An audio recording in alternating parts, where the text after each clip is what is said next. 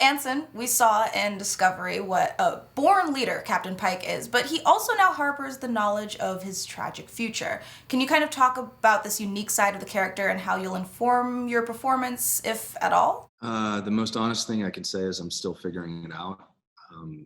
And it's going to, I think more of that weight is going to come down on the shoulders of the writers. But Pike didn't just learn how he dies, he learns in what circumstances. So we do know that at some point he's going to be presented with a promotion opportunity to a fleet captain.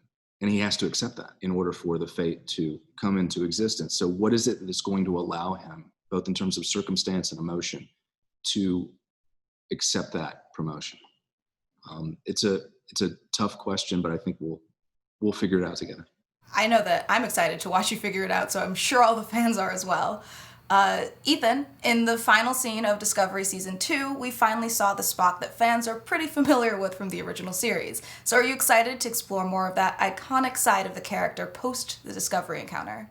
Yeah, I'm very thrilled to find the balance in Spock. Right, he's between two worlds of logic and control and sort of emotional volatility that we all struggle with. And so it's going to be an enormous challenge. And there are plenty of scenarios in which we could sort of play with that. And I'm very excited to see what the writers come up with. And I'm just going to throw myself in. I can't wait. Awesome.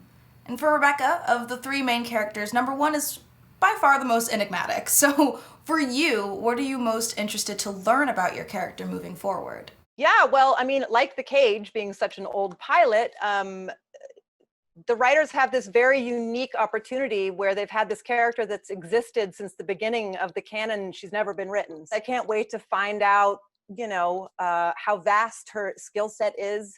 What are the arrows in her quiver? My number one question was, what's her backstory? And I had a delightful meeting with the writer's room a couple months ago, and they floated an idea for number one's backstory that I'm not going to share right now because it blew my mind when they said it. But that's all I can say.